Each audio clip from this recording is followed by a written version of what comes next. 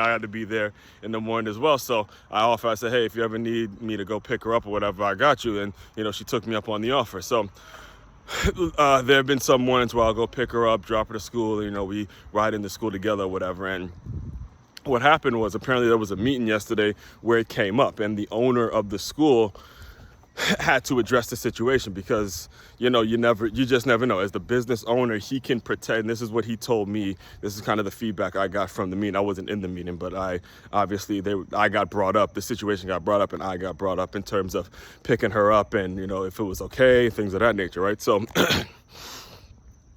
what the owner of the school told me was, hey, look, I could protect you. I could protect you when you're on this campus. But, let's say, God forbid something happens in which, the mother says, hey, I dropped off here. And, next thing you know, she's somewhere in Australia somewhere. She's basically giving you the child without any, she's trusting you to take her child to school. And, you can be liable. You can be in a situation where you're not protected, or something happens to the child throughout that time and you're not protected, and the mother can sue you. Again, working with kids, there's all sorts of legal ramifications, just all sorts of things that can go wrong that you just don't want to think about morning.